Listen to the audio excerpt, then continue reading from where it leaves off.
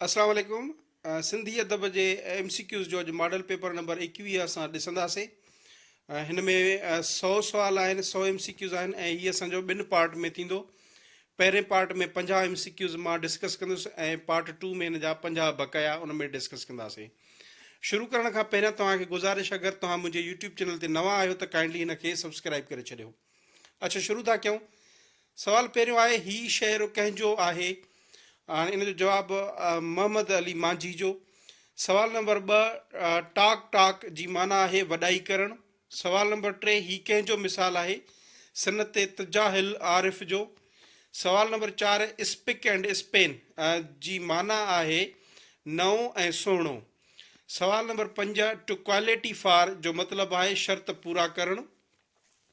सवाल नंबर 6, किताब हाला हीरन खान कहिड़े शाइर ऐं उस्ताद जो लिखियलु किताबु आहे? जवाबु अकबर नज़ीर निमाईअ जो। ठीकु आहे। सवाल नंबर 7 आहे, हिन गज़ल जे शाइर जो नालो ॿुधायो। इहो गज़ल आहे सलीम हलाई जो। सवाल नंबर 8, लफ़्ज़ मुश्किल कुशा जी माना आहे मुश्किल हल कंदड़, मुसीबत दूर कंदड़, अहंज लाहींदड़ या टई। जवाबु आहे टई। सवाल नंबर 9 आहे, सिंधी लैंग्वेज अथॉरिटी तरफ़ां छपायल ॿाराणे अदब ते लिखियलु किताबु सियाणो कोरी जो लेखक आहे अता मोहम्मद बंबरो। सवाल नंबर 10, ही शहर कंहिंजो आहे? शेख अयाज़ जो शहर आहे। सवाल नंबर 11, अहिड़ी लिखणी खे छा चइबो जंहिंमें का अहम शख़्सियत, अदीब, शाइर, फ़ौजी, सिपह सालार, सियासतदान, मुल्क जो सरबराह या दीनी अॻुवान वग़ैरह पंहिंजी हयातीअ जा तजुर्बा बयानु करे त उनखे जवाबु आतम कहाणी चइबो। ठीकु आहे। सवाल नंबर 12, सिंधी ॿोली जी अहमियत बाबति किताब सिंधी सूरत ख़ती ऐं ख़ताती जो लेखक आहे डॉक्टर नबी बख्श बलोच। सवाल नंबर 13, किताब क़वाइदुल क़ुरान जो लेखक आहे कारी अब्दुल रहमान। सवाल नंबर 14, मशहूरु शाइर ऐं नसर नवीस मंसूर विरागीअ जो असुलु नालो आहे अब्दुल रऊफ़। सवाल नंबर 15, नामियारे शाइर सलीम हलाईअ जो असुलु नालो आहे अब्दुल हई। सवाल नंबर 16, ही हाइको कंहिंजो आहे? इहो तनवीर अब्बासी जो आहे। हाइको जापानी ॿोली जापानी जेका आहे सिन्फ़ आहे, जापानी शाइरी जी सिन्फ़ आहे, जंहिंखे असां सिंधी में ट्रेड़ू बि चई था सघूं, यानी इन में 3 लाइनूं यानी कि 3 मिसरा हूंदा आहिनि।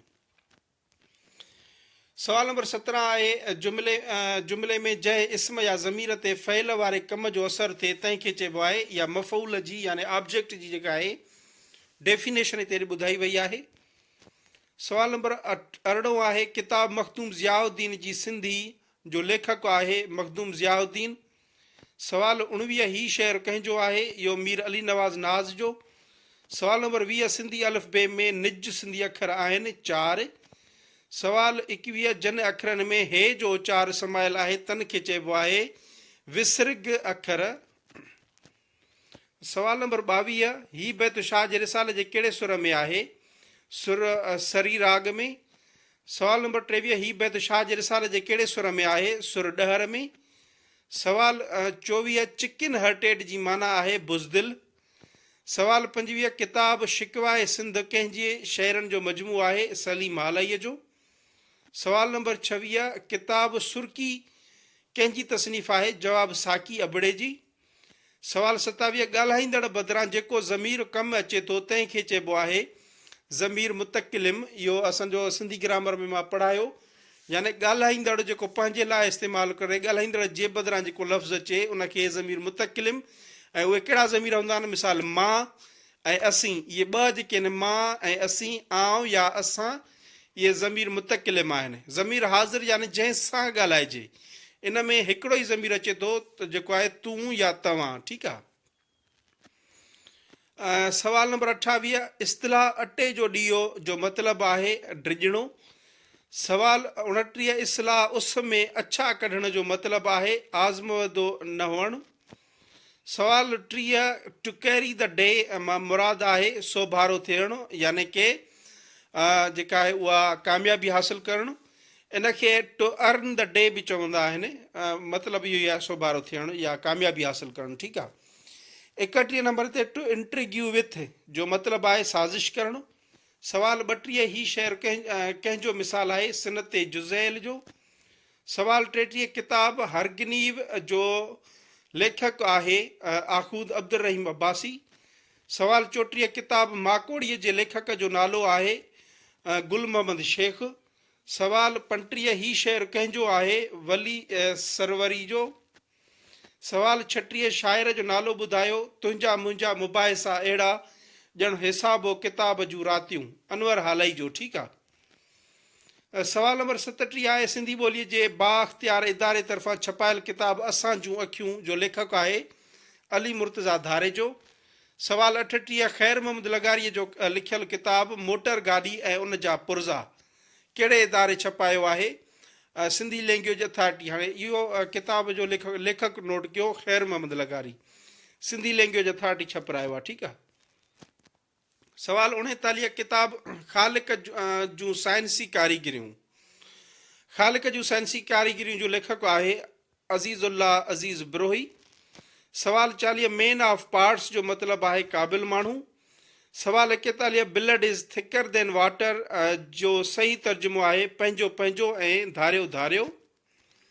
सवाल 42 इस्तिलाह बाहि थियण जो मतिलबु आहे घणो कावड़जणु।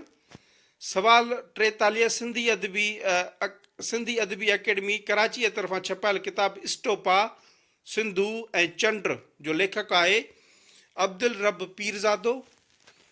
सवाल 44 सिंधी सकाफ़त ऐं सियाहत खाते पारां छपायल किताब सियाणो सहो ऐं बेवकूफ़ बगड़ जो लेखक आहे जवाब डॉक्टर नवाज़ अली शौक़। उन खां पोइ सवाल नंबर 45 आहे किताब इंसान जा पुरअसरार दुश्मन जो लेखक आहे डॉक्टर सलेमान शेख। सवाल 46 ही शेर कंहिंजो आहे? इहो हमदम सरवरी जो। सवाल 47 शाइर जो नालो लिखो। हाणे इहो शेर जेको आहे शेख अयाज़ जो आहे।